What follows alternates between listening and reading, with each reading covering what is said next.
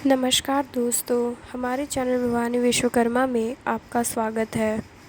आज हम जानेंगे कि शिवलिंग पर चढ़ा हुआ जल अगर आप घर में ले आएंगे तो इसके क्या क्या फ़ायदे हैं। यह बात हम पंडित श्री प्रदीप मिश्रा जी के श्रीमुख से सुनेंगे।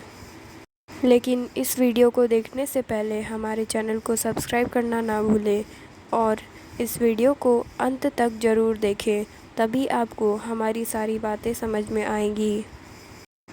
तो आइए जानते हैं कि शिवलिंग पर चढ़ा हुआ जल आपको सेवन करने से क्या फ़ायदे हैं और अगर आप इसे घर पर लाएंगे तो इसके क्या फ़ायदे हैं। अगर आप शिवलिंग पर चढ़ा हुआ जल लाएंगे तो इसके फ़ायदे यह हैं। शंकर को जल चढ़ाने के लिए 5 स्थान हैं जहां शिव को जल चढ़ाया जाता है और शंकर उस जल को स्वीकार करते हैं, जिसको पंचगंगा कहा गया। 5 स्थान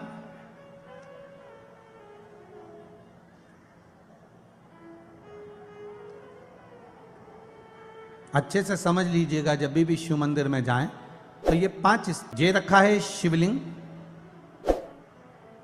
गोल जलाधारी, ये चरण जहां से पानी नीचे की ओर जाता है। शंकर भगवान के 13 बच्चे हैं, 13 की 13 बच्चे, शिव जी का संपूर्ण परिवार, 33 कोटि देवता, 64 योगनियां, सब शिवलिंग के आसपास में। आप शंकर जी के मंदिर में जाकर यह कभी ना विचार करना कि पार्वती जी को ढूंढना पड़ेगा या गणेश जी को ढूंढना पड़ेगा या कार्तिकेय जी को ढूंढना पड़ेगा या भैरव को ढूंढना पड़ेगा। हमें शंकर के मंदिर में जाकर किसी देवता को ढूंढने की जरूरत नहीं है। जहां शंकर भगवान का शिवलिंग रखा हुआ है वो माता जी का हस्तकमल है, माता पार्वती जी का स्थान है। जहां शिवलिंग रखा है वो शंकर भगवान है।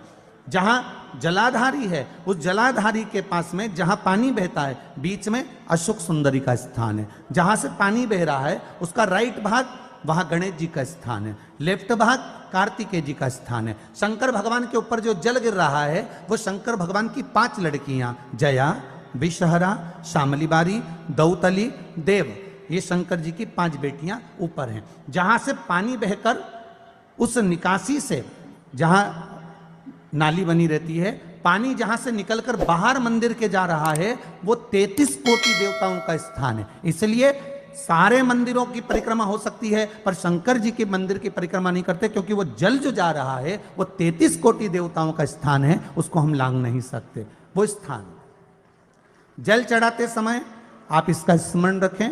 पानी का जब पात्र लेकर जाते हैं मंदिर के अंदर, सबसे पहले शिव जी का जो जलाधारी है उसमें राइट भाग पर अपनी मनोकामना कर कर जल चढ़ाएं। फिर लेफ्ट भाग में चढ़ाएं रोग मुक्ति के लिए। अशोक सुंदरी की जगह पर चढ़ाएं, ये 3रा स्थान। 4था स्थान माता पार्वती जी का जो कटी भाग है जहां पर शिवलिंग रखा हुआ है उस भाग पर जल चढ़ाएं, 4था भाग। 5वां भाग शंकर जी के ऊपर चढ़ाएं। ये 5 जगह पर जल क्रम वाइज चढ़ाएं। आप लोग जाते हो डायरेक्ट जाकर शंकर जी पे जल उंडेल करा जाते हो, सीधे गए और शिव जी पे जाकर आपने जल चढ़ा दिया। हमारे यहां शास्त्र कहता है जैसे अपन देवताओं की पूजन करते हैं तो पंडित जी सबसे पहले पूजन किसकी कराते हैं? जम के बोलो जरा, गणेश जी की। गणेश जी के बाद पूजन कराते कराते कराते कराते कराते कराते आगे के सारे देवता कराते कराते कराते कराते फिर मूल पूजन पर पहुंचते हैं। आप डायरेक्ट मूल पूजन पे पहुंच जाते हो। और सरल भाषा में समझ लो, जितनी सरल भाषा में समझोगे ना उतना अपने जीवन में उतर जाएगा। इस छत के ऊपर आपको चढ़ना है,